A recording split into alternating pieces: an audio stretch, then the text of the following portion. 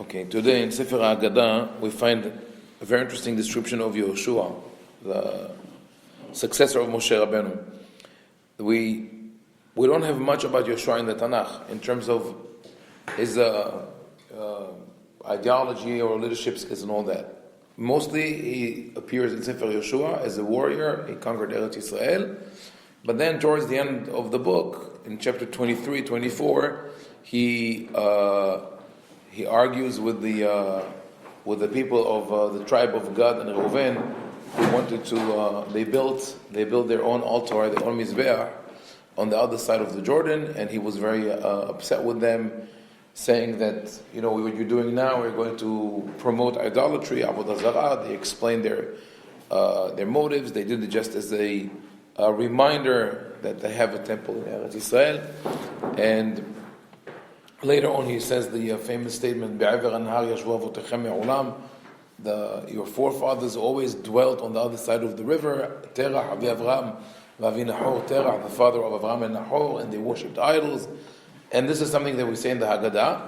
And then he gives Am Yisrael the option. This is maybe the most important speech of Yehoshua. He gives them the option. He says, you already had this history of being idol worshippers, pagans. If you want, you have a choice now. You can worship any gods you want. And me and my household, we will be the ones that serve Hashem. And of course, everybody says, no, we will stick with you. We stick with Hashem, and they do an official ceremony, and they sign the covenant. And this is Is that the original guilt trip? It's not guilt trip. But there were several guilt trips in Tanakh, as every prophet does that. But what we have here is we have all the elements of what we could call the reenactment of the covenant. Every time there's a major shift or a major transition in the life of the Jewish people, you have a reenactment of the covenant where you tell the story of Yetziat Mitzrayim, which basically says God took you out of Egypt. This is his part of the contract. Now you have to follow him. This is your part of the contract. And you have the concept of witnesses. Yehoshua has a rock where they write the Amanah. Nehemiah and Ezra write it on a scroll. Moshe summons the heaven on the earth. You always have witnesses, contract, the story of Yetziat Mitzrayim, and the commitment. So anyway, this is what we have in the Tanakh. But Hachamim say something interesting about Yehoshua. One is in the Gemara, and in Eruvin, the other one is in the Gemara, Bava Kama. They say this, Yehoshua ohev Yisrael haya, amad v'tiken lahem derachim usratia. Yehoshua loved the Jewish people, and therefore, he built for them roads, minor roads and major roads. Drachim are minor roads, and stratia comes from the Latin word strata, which in street. Right, strata means levels, because the Romans invented the system of paving streets in layers, because they realized that if you do only dirt or only stones, with weather everything changes. So they invented the system of putting layers, where you put dirt and stones and cobblestones, differently, and they really paved roads throughout the Roman Empire. So the word strata is still used today in autostrada in Italian, and in Hebrew people call the highways, even though it should be called Derech HaMelech, but they call it autostrada. Kvish HaMahir is called autostrada. So we have this word strata, means layer.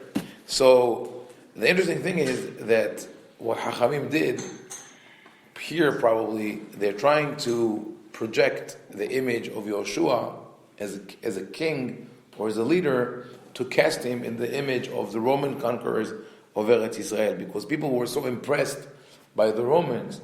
There's the famous story in the Gemara where 3 rabbis or 4 people were sitting together, Rabbi Shimon Bar Yochai, Rabbi Yosei, and Yehuda ben Gerim, and they were talking about the Roman Empire. And one of them said, wow, look, the Roman Empire is great. They build aqueducts, they build roads, they build bridges, bathhouses. The other one didn't say anything. The third one said all they do it to charge taxes and tolls and so on. So they had this debate. I mean, for people, it was hard to see that all of a sudden you have this, foreign government which is so efficient. So they said our government was the same, even though from a historical point of view, Yehoshua could not have built stratia because the technology didn't exist at the time. But that's one element, the Gemara. The other one, the other discussion in Bava Kama is very interesting because it speaks about the conditions that Yehoshua made with Am Yisrael, with the Israelites when they came into Israel. So now from reading what I just said in Shofetim, in Yehoshua, we know that the covenant was all about observing the Torah and the mitzvot.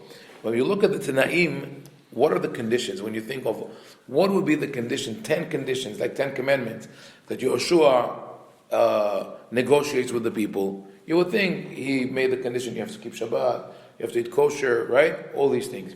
Instead, the Gemara says the following: Sheyihu mar'im bechorashim, umelaktin etzim bisdotehem, umelaktim asavim bechol makom chutz mitiltan. He said, according to the Gemara, now that you're going to divide the land and each tribe is going to have his territory, don't be too rigid. Don't chase people out of your territory, either as a tribe or as an individual that has control over a certain land. If someone has grazing animals and they come into a forest, an open forest that is on your land, and they just graze between the trees, meaning this, he said this should be public property. You cannot own a forest. This is the statement of the Gemara. We don't know if it really comes from the time of Yehoshua or that those are conditions that were instituted by the rabbis and they attributed to Yehoshua to give it higher authority, because we have none of that is attested to in the written Torah or the Tanakh.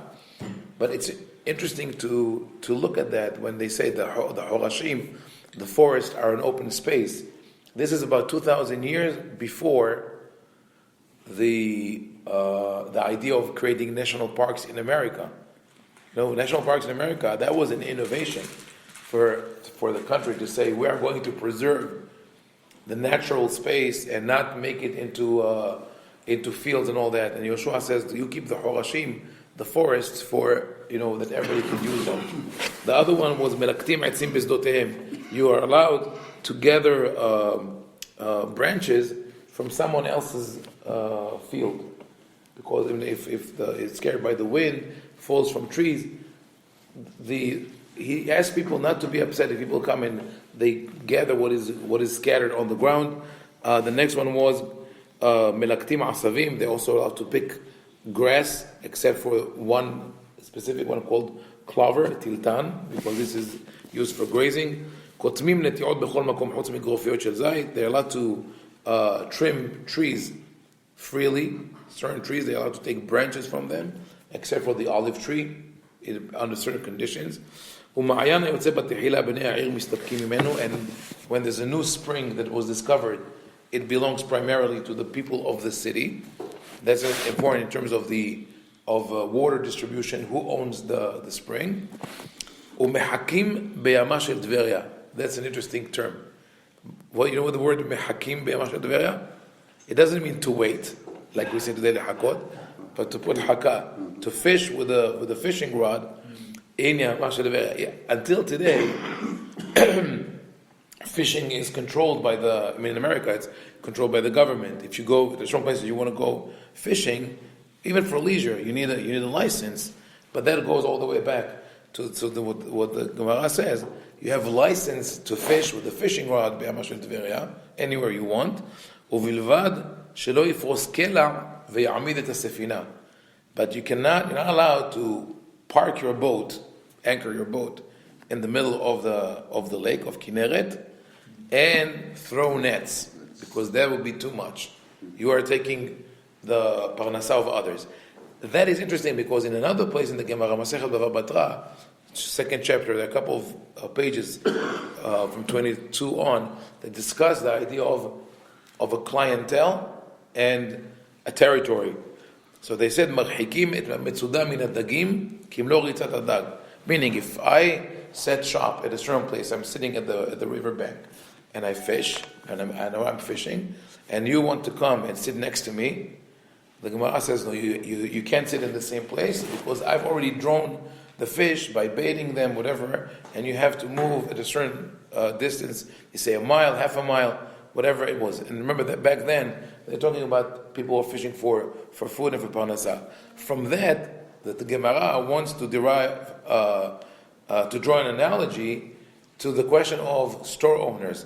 Like, for example, I have a bakery, right? I open a bakery, and someone wants to come and open a bakery right next door to me. Can I say, you're taking my clientele because I already got people used to coming to my place?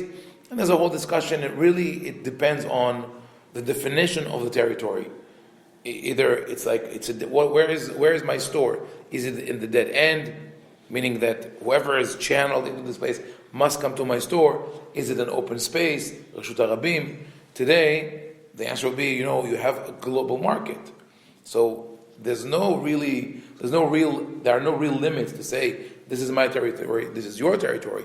But the same concept could still exist when someone develops a certain type of marketing or product, and someone else undermines him and takes that, probably will fall under this category of shaloi foskel avi'amid sefina, not to take other people's established parnasa or trespassing their territory.